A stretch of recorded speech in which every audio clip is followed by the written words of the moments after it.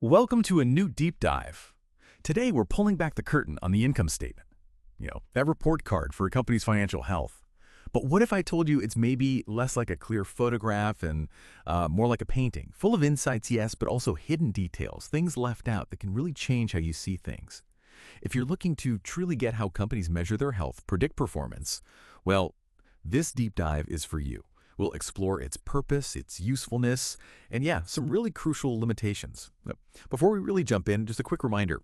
This deep dive uses material from Farhat lectures. All the content, the examples, everything we talk about today comes from the accounting resources over at farhatlectures.com. So, whether you're an accounting student prepping for the CPA exam or already a professional, definitely check out the website. They've got extra practice questions, video lectures, lots of support for today's topic, and a big thanks to Professor Farhat for providing all this valuable material. Okay, let's unpack this income statement. At its absolute heart, what is it actually telling us? Well, put simply, it's showing whether a company made money or lost money over a specific time, like a quarter or a year.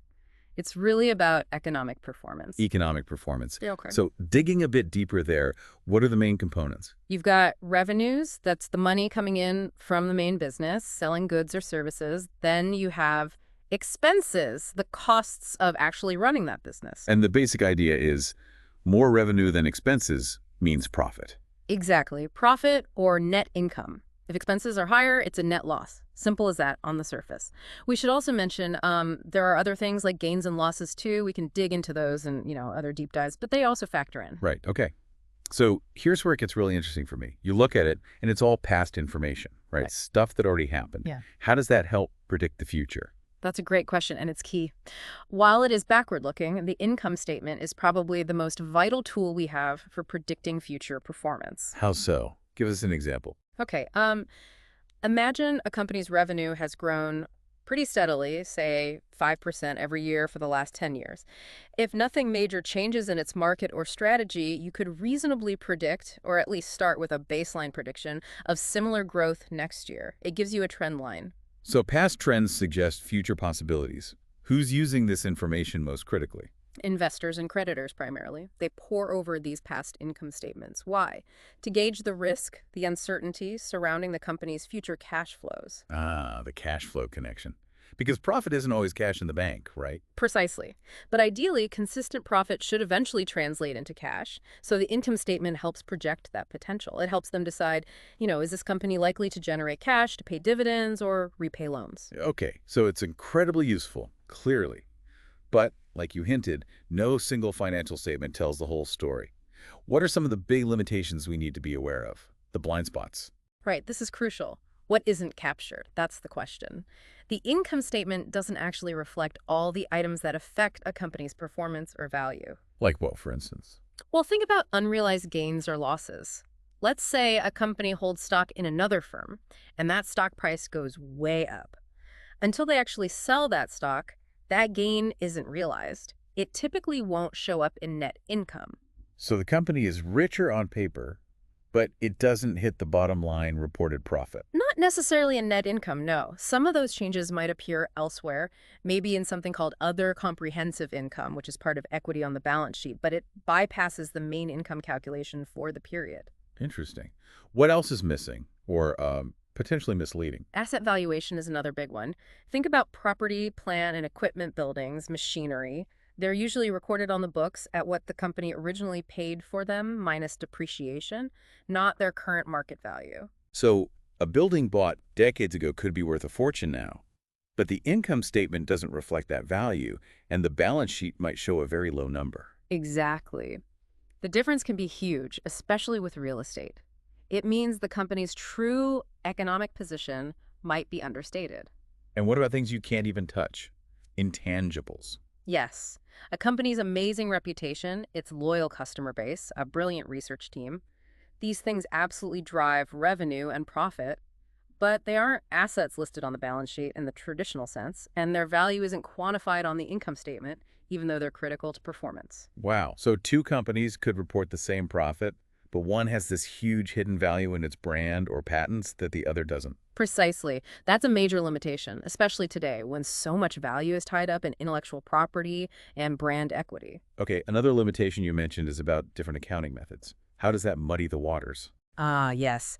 This makes comparing companies, even in the same industry, quite tricky sometimes. Take inventory costing. One company might use FIFO first in, first out. Another might use LIFO last in, first out. And that changes the reported profit. Oh, significantly, especially when prices are changing. If prices are rising, FIFO generally results in a lower cost of goods sold number, which means higher reported profit compared to LIFO, even if the underlying physical inventory movement is identical. So just choosing a different, perfectly legal accounting method changes the net income figure. Correct. Or think about long-term projects like construction. Some companies recognize revenue gradually using the percentage of completion method. Others wait until the entire project is done using the completed contract method. Again, same project, same economics maybe, but very different revenue and profit reported each year depending on the method chosen. Users have to be aware of these differences and sometimes make adjustments to compare apples to apples. It sounds like there's a lot more subjectivity here than people might think. It's not just plugging in numbers, is it? Yeah. There are judgments involved. Absolutely. That leads us right into another key limitation, the reliance on estimates and judgment. Estimates. Like what? Well, think about estimating how much of your sales won't actually be collected. That's bad debt expense. Management has to estimate that. Or estimating future warranty costs on products you've already sold. That's an expense recognized now based on an estimate of the future. And depreciation, too, right? You have to estimate how long an asset will last and what it might be worth at the end. Exactly. Useful life, salvage value, those are estimates. And these estimates directly flow into the expense figures on the income statement, impacting the final profit number. So this is where the idea of quality of earnings comes in, assessing how reliable those estimates are. Precisely. High-quality earnings are seen as more sustainable and reflective of true performance, often based on conservative, realistic estimates. Lower quality might involve more aggressive assumptions or accounting choices that boost current income but might not be sustainable. You, as a user, need to question those estimates. Which brings us to a potentially sensitive point. Management's role in all this. If there's judgment and estimation involved, there's also room for, well, managing the numbers. Yes, that's the reality. Because there's flexibility in choosing methods and making estimates, management does have the ability to influence the reported income, sometimes called income smoothing or earnings management. Why would they do that? Several reasons. Maybe to meet analysts' expectations on Wall Street, hitting those quarterly targets, or sometimes management bonuses are tied to reported earnings. So there's an incentive to perhaps push the boundaries of the estimates or choose methods that show a better picture. There can be, yes. Now, there's a difference between legitimate accounting choices within the rules and outright manipulation or fraud. But the consequences of getting caught crossing that line are severe, I imagine. Extremely severe. If accounting irregularities are discovered, watch out. A company's stock price usually plummets. Investors and creditors lose trust, and that trust is incredibly hard, maybe impossible, to win back fully. And that loss of trust has real financial impacts. Absolutely. Borrowing costs go up because lenders see more risk. The stock price gets discounted because buyers don't trust the reported numbers. Essentially, the income statement loses its predictive power. It becomes less useful, less reliable, and that damages the company's reputation and its ability to raise capital effectively. So the reliability, the integrity of those numbers is just paramount for the whole system to work. For investors, for creditors, for everyone relying on those statements. It really is. Their decisions hinge on trusting those figures. Wow. Okay, so we've covered a lot of ground here. We've looked at the income statement's core job, showing profitability. We've seen its surprising power in helping predict future performance, despite being historical data. And crucially, we've dug into its limitations, the things it doesn't capture, the impact of different methods, the reliance on estimates, and, yeah, the potential for management influence. Understanding both sides, the strengths and the weaknesses, is just fundamental for anyone using financial information. It's really just the start of getting a deeper picture of how a business is really doing, isn't it? Going beyond just that final net income number. Definitely. Which leads to maybe a final thought for our listeners to ponder.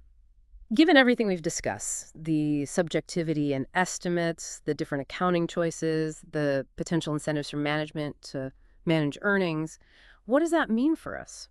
As users of these financial statements, how much deeper do we need to dig? What responsibility do we have to critically evaluate that quality of earnings, to look beyond the surface, almost become like financial detectives trying to understand the real story behind the numbers?